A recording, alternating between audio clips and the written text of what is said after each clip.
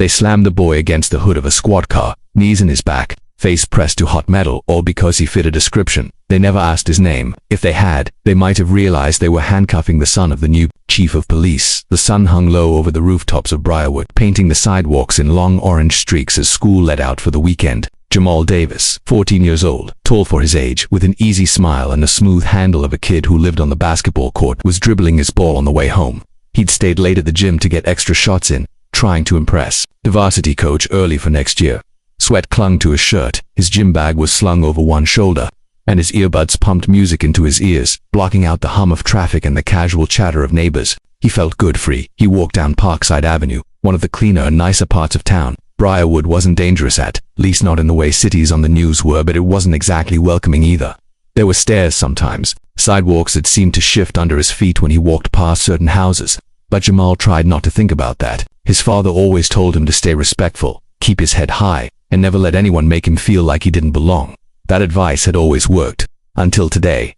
As Jamal bounced the ball with one hand and scrolled his phone with the other, a police cruiser slowed behind him. He didn't hear it at first. Then he noticed the change in energy, that strange stillness that creeps into the air just before something goes wrong.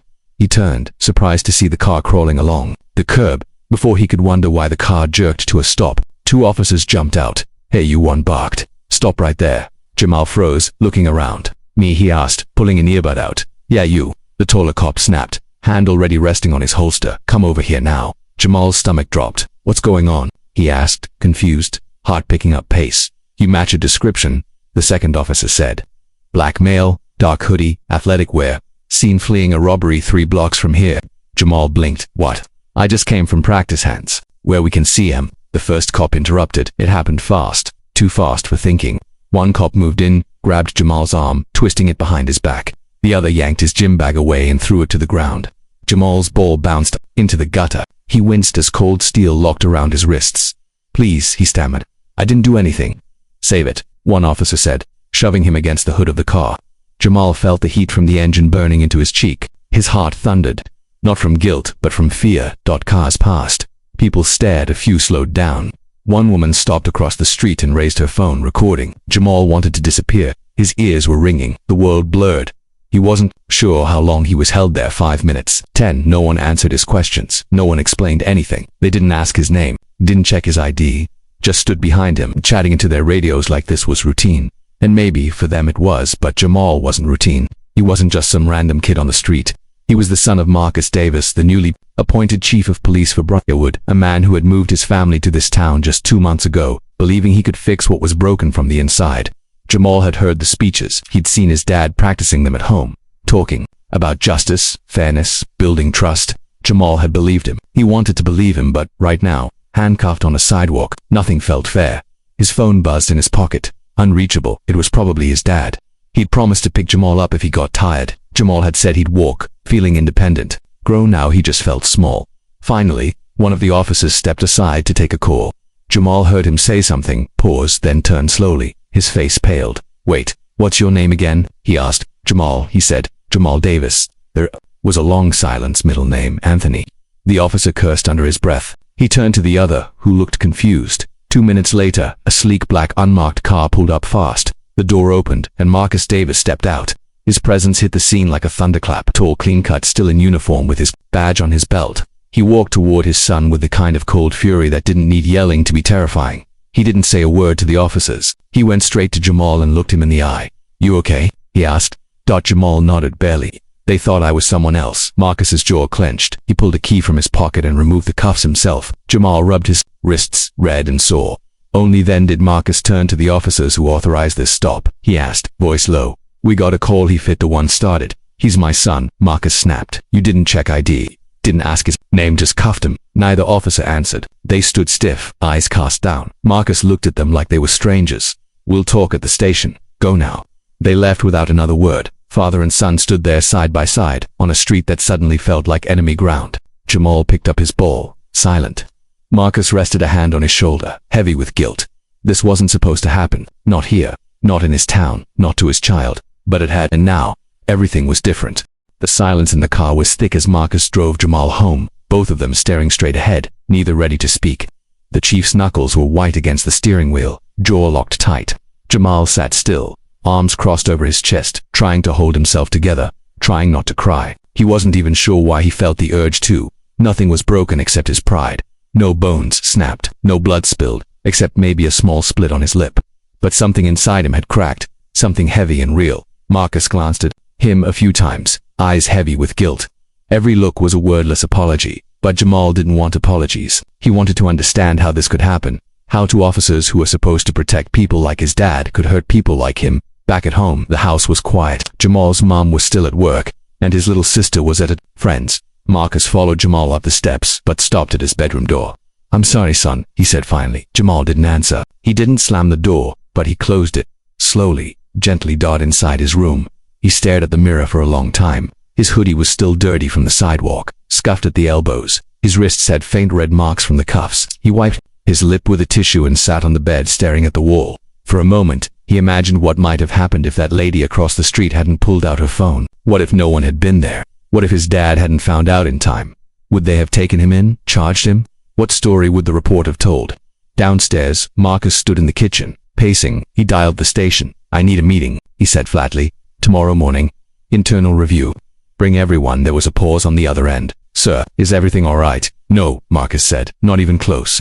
That night, Marcus barely slept. He kept replaying it over and over. Jamal bent over a squad car, frightened, humiliated, in front of neighbors and strangers. He had worked his whole career to reach this position. The first black chief in Briarwood history, brought in by a mayor desperate to reform the force. And in a few short minutes, the illusion of progress had shattered. Morning came too fast. At breakfast, Jamal picked at his food. When his mom came down and saw the bruise on his lip, her voice cracked into pieces. Marcus told her everything. She cried, then got angry, really angry, and Jamal just sat there numb, watching the two people who had always told him to trust the system realize the system didn't trust their son. At the station, the air was tense. Marcus entered the conference room, back straight, face unreadable. The officers involved were already there, sitting stiff in their uniforms. A few other ranking officials had joined, along with the city's legal advisor. "Let's begin," Marcus said, his voice cold and controlled. He laid out what had happened, the stop, the lack of ID check, the unnecessary force, and most importantly, the assumption. "You didn't know he was my son," Marcus said, locking eyes with them. "That's not the issue. The issue is you treated a 14-year-old child like a threat because of how he looked. You didn't ask his name.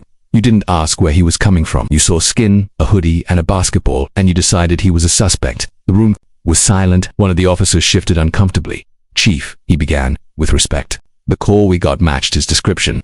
We were just doing our job." "No," Marcus interrupted sharply. "Doing your job means doing it right. You don't get to skip due process because you're in a hurry. That's how innocent people get hurt. That's how kids end up in the ground." There was no argument after that. Marcus ordered both officers placed on immediate suspension pending a full investigation. Mandatory bias training for all patrol units would begin that week. Body cams would be audited, and every community stop would now require documented justification. Some in the department looked shocked. Others looked relieved. But Marcus didn't care about their feelings. This wasn't about politics anymore. It was about his family, his son. Meanwhile, at school, Jamal tried to act normal, but news travels fast, especially when someone uploads a video of you being handcuffed on the sidewalk. He heard the whispers. Some kids stared, a few offered awkward sympathy. One boy said, "Damn, your dad's the chief and that still happened." Jamal didn't even respond, but the worst part came during lunch, when one of the teachers pulled him aside. "I just want to say," she said carefully, "that what happened to you was wrong. But I hope you know not all cops are like that." Jamal gave her a look he didn't mean to, blank, tired, and too old for his age. "I know," he said. "My dad isn't like that. But I didn't get stopped by him, did I?" She didn't know what to say. That night, Marcus came into Jamal's room again. He sat on the edge of the bed and took a deep breath. "I know this doesn't fix it," he said, "but I need you to know. I'm going to make it right, not just for you. For every kid who doesn't have a dad in charge." Jamal looked at him quietly. "You really think it'll change anything?" Marcus hesitated. Then he nodded. "It has to. If it doesn't, then what are we even doing here?" Jamal leaned back against the wall, staring at the ceiling. For the first time since that day, he let out a long breath. "Okay," he said, "then I'll help you." And in that small broken moment between father and son, something began to rebuild, not just trust but purpose. The following week rolled by, slow and heavy like thick fog settling over everything. Jamal didn't talk much at home or at school. He woke up early, moved through his day like he was underwater, and went to bed without much to say. His father had started coming home later than usual, often looking more worn down than Jamal had ever seen him. And though they shared a few words each evening, there was a growing silence between them, one not of anger, but of weight. Something neither of them knew how to carry out loud. It wasn't just the incident anymore, it was everything after it. The video had taken a life of its own. Online, people were debating it like it was a courtroom drama, like Jamal's fear could be reasoned away in Facebook comments and news clips. One local station had blurred his face, but others didn't. His name trended for a day. His image was debated, judged, and dismissed by strangers who didn't know him. Some said it was a mistake that happens. Others claimed he looked suspicious. Someone even dug up an old photo of him in a hoodie with a scowl after losing a basketball game and posted it with the caption, "This the kid doesn't look so innocent." Jamal read every comment, every single one. He didn't want to. He tried not to. But curiosity mixed with rage is a dangerous thing. He sat in the dark at night, scrolling, his chest tight, eyes dry. Over and over, he read the words of people who didn't know him, who had turned him into a symbol, or worse, a target. At school, teachers tried too hard to be nice. Students avoided saying anything at all, which made it worse. It was like everyone knew, but no one wanted to act like they did. His world had become a quiet stage where everyone was afraid to speak. That is, until Ms. Carter spoke up. Ms. Carter taught history and didn't care for silence. She was sharp, black, and deeply unbound by the administration's usual rules. On Thursday, she started her lesson differently. "Before we jump into the Constitution today," she said, her eyes scanning the class, "I want to talk about something real. You all saw the video. You all know what happened to Jamal." Jamal's heart dropped. He looked up, shocked. Whispers stirred. "I'm not here to embarrass you, Jamal," she said gently, locking eyes with him. "I'm here because pretending it didn't happen helps no one. We don't do pretend in this class." Jamal swallowed, unsure if he wanted to bolt or thank her. "I want you all to understand something," Miss Carter continued. "Jamal isn't just a name. He isn't just a story. He's your classmate, your teammate, your neighbor. And what happened to him could happen to any of you. If we don't talk about it, if we act like it's just bad luck, then we're part of the problem." A student raised their hand slowly. "But wasn't it just a mistake?" Miss Carter didn't snap. She nodded slowly. "A mistake is when you spill juice. A mistake is when you call someone by the wrong name. But a system built to see some kids as threats and others as citizens, that's not a mistake. That's design. And design can be changed." Jamal sat a little straighter. His fingers fidgeted in his lap, but something warm settled in his chest. Someone had said what he could in single quotes t. Later that day, during lunch, a few kids approached him not with pity, but with honesty. One said, "I didn't know what to say before, but that was messed up, man. I'm glad you're okay." Another said, "If you ever want to talk about it, like for real, I'd listen." Jamal nodded, quietly grateful. For once he didn't feel like a shadow in the hallway. At home, his father was on the phone again, pacing like he always did lately. Jamal waited until the call ended, then stepped into the room. Miss Carter talked about it, he said. Marcus looked up. "About what happened to me in class?" With everyone there, Marcus raised his eyebrows. "That's brave," she said. "I'm not just a name. I'm not just a number." Marcus nodded slowly. Then, cautiously, he asked, "Would you want to come to the community forum with me next week? It's for teens. I'm listening more than I'm talking, I promise." Jamal hesitated. His first instinct was to say no. But then he remembered the kid who said he'd listen, the teacher who didn't pretend, and the bruises that were finally fading. "Yeah," he said, "I'll go." The community forum was held in the local library auditorium. It was filled with folding chairs and a mix of curious adults and skeptical teens. Some cops stood in the back, clearly uncomfortable. Marcus introduced himself briefly but passed the mic off quickly. He didn't want to dominate. He wanted to learn. When Jamal stepped up to speak, he didn't have a speech. He just told the truth. "I didn't think it would happen to me," he said. "I thought being the chief's son made me safe. It didn't. I thought I had to be perfect. That didn't matter either. I was still just a hoodie and a basketball to them." He paused. The room was quiet. "I'm not here because I want attention. I'm here because I know there's other kids who won't get a video, who don't have a dad in charge. I'm here because I didn't do anything wrong, but I still got treated like I did. And if no one talks about that, nothing changes." A few people clapped, slowly at first, then more, then many. Marcus looked at his son with something deeper than pride, something closer to awe. For all the speeches he'd given, none landed as hard as Jamal's truth. That night, as they drove home in silence, it felt different than before. Not heavy, just full. Full of words said, stories heard, pain named. Jamal wasn't just a number anymore. He was a voice. And voices, when heard, can't be erased. The days after the forum felt different, but not lighter. If anything, the weight shifted from Jamal's shoulders onto the entire town. Briarwood wasn't used to uncomfortable conversations, especially when it came to race and police. For years, people had smiled through tension, pushed problems underneath slogans like community pride and all lives matter. But now, with Jamal's story everywhere from the school to social media to the mayor's inbox, there was no hiding. People had to look, people had to feel it.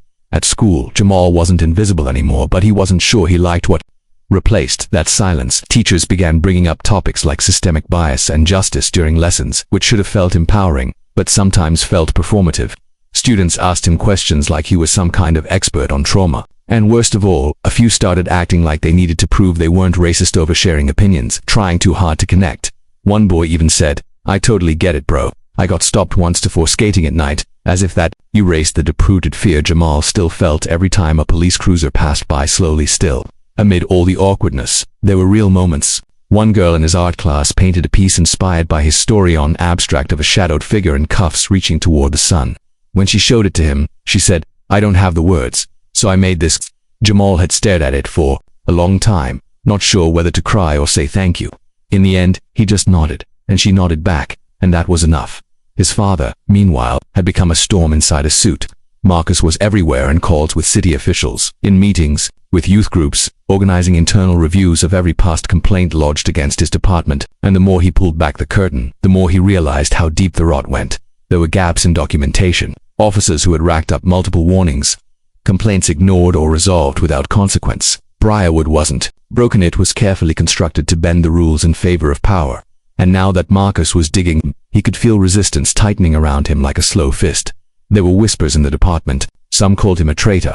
Others said he was too emotional to lead. A few simply started doing the bare minimum, dragging their feet, hoping to wait him out. He knew what was happening. He'd seen it before. Reform wasn't welcomed, it was feared. And now that fear was aimed at him. At home, Jamal noticed the changes. His dad talked less, stared at his laptop more, and wore his wariness like an extra layer under his uniform. One night, after dinner, Jamal finally asked, "Do you regret taking the job?" He said softly. Marcus looked up from his screen, surprised. "What I mean, being chief, trying to fix all this. Do you ever wish you just didn't bother?" Marcus closed his laptop slowly. He leaned back, rubbed his face, and let out a breath that sounded like it had been waiting all day to escape. "Every day," he admitted. "But then I remember what happened to you. I remember your face and how I felt seeing you like that. And I know if I don't bother, then someone worse will take this seat. Someone who won't bother at all." Jamal nodded, sitting back. "It's just hard, you know." Marcus looked at him closely. "Yeah, but that doesn't mean we stop. It means we push harder. Change doesn't happen when you're comfortable. It happens when you're tired and angry and still moving forward." A week later, Marcus held a press conference. He didn't want to, but he had to. The mayor had pressured him to address community concerns publicly, but Marcus had his own reasons. He wanted transparency, he wanted accountability, and more than that, he wanted the town to know that change was coming whether they liked it or not. He stepped up to the podium outside City Hall, a row of reporters in front of him. Jamal stood behind him, along with community leaders and a few allies from inside the force. Cameras clicked, microphones inched forward. "Good afternoon," Marcus began. "I'm not here to deliver empty promises. I'm here to tell you the truth." He didn't sugarcoat it. He laid out the results of the internal audit, how many complaints had been mishandled, how many stops lacked proper documentation, how the department had repeatedly failed to meet community expectations. Gasps rippled through the crowd. Some people looked furious. Others looked vindicated. But Marcus didn't flinch. He ended with a list of actions already underway. Updated training, independent oversight, new policies for use of force, body camera enforcement, and a youth advisory board in which Jamal would serve as one of the first members. "Change doesn't happen in a day," he said, voice firm, "but it starts with telling the truth. And this is our truth." The press swarmed. Questions flew. Marcus answered what he could, but he didn't let it turn into a circus. He wasn't there to perform, he was there to lead. That night, Briarwood buzzed with talk, some supportive, some angry. Online forums lit up with debate. Some called Marcus a hero, others said he was tearing the town apart. But Jamal saw something his father didn't. When they stopped at the grocery store after dinner, a young black mother with a baby on her hip walked up to them. She didn't say much, just nodded at Marcus and whispered, "Thank you," then turned to Jamal and said, "You're brave." Jamal blinked, unsure how to respond. But as they walked away, he realized something had shifted again. Not just the conversation, but the people. They were watching, listening. Speaking. At bedtime, Marcus stood in Jamal's doorway. "You good?" he asked. Jamal thought for a moment. "Not really, but I'm getting there." Marcus smiled, tired but proud. "That's enough for now." And in that quiet moment, they both knew change had begun, not because they asked for it, but because they refused to let silence win. Summer was ending. The heat still clung to the pavement in thick waves, and the cicadas buzzed like they always did, loud and restless. But something in Briarwood felt different, like the town was holding its breath, waiting to see what would happen next. The protests had slowed. The news trucks had moved on. The hashtags weren't trending anymore, but real change, the kind that doesn't fit into headlines or tweets, was still trying to root itself in the cracks of the old system. And at the center of it all stood Jamal and his father, two people who hadn't asked for this fight, but refused to walk away from it. Jamal had started sleeping better. Not because he felt safe he wasn't there yet, but because he felt seen. For the first time, he didn't have to carry everything in silence. People didn't always say the right thing, and some still avoided eye contact in the halls, but there was a sense of something real beneath the surface. Respect, not the fake kind born out of fear, but the kind earned through pain and truth. He found himself laughing more small laughs. Quick ones, but they were real. And when he stood in front of his youth advisory board for the first time, he didn't stutter or shrink. He spoke clearly. About fear, about accountability, about what it felt like to be treated like a suspect instead of a son. The board was made up of kids from all corners of the city, black, Latino, white, rich, poor, loud, quiet. Some were angry, some were just curious, but all of them showed up. They talked about their neighborhoods, their experiences with cops, their ideas for what safety should look like. And for once, someone listened. Marcus had promised them from day one. This board wasn't for show. Their voices mattered. Jamal made sure of it. Marcus, meanwhile, had become a man balancing on a wire. Every move he made upset someone. The mayor was nervous about the public pressure. The old guard officers didn't like being questioned. Even some community members who had once cheered his hiring now muttered that he wasn't doing enough fast enough. But Marcus knew change was a slow, bloody process. You couldn't drag people forward, you had to pull them, inch by inch, with honesty and integrity. He didn't always get it right. He made mistakes, but he kept showing up every day, because he owed it to his son. There were nights Marcus sat alone in the kitchen long after Jamal had gone to bed, staring at case files, reviewing body cam footage, replaying everything that had led them here. Sometimes he'd close his eyes and see Jamal on the pavement again, knees bloody, hands shaking. That image never left him. It lived under his skin, and it fueled every policy he rewrote, every disciplinary hearing he held, every hard conversation he forced the department to have. One morning, word came that the two officers who had tackled Jamal were officially being removed from duty, one fired, the other resigning under investigation. The process had been long, messy, and politically charged, but it was done. Marcus made sure the report was made public, naming every failure and protocol and accountability. Some people called it overkill, others called it justice. For Jamal, it was complicated. He didn't feel joy. He didn't feel victory, just a quiet sense of closure, like a door finally shut behind him. On the anniversary of the incident, a year later, Brewood hosted a town-wide unity event. It wasn't a parade. It wasn't about pretending things were fine. It was about standing together, facing the truth, and deciding to keep going. Marcus was asked to speak, but he declined. Instead, he offered the stage to Jamal. Jamal stepped up to the mic in front of a crowd gathered in the park: students, elders, cops, teachers, reporters.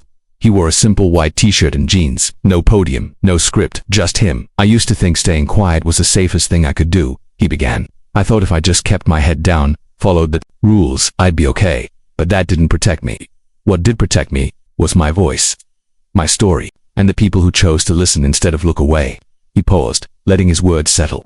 "This isn't just my story anymore. It's Briarwood's story, and what we do next, that's on all of us. We can choose to move on and forget, or we can choose to remember and grow.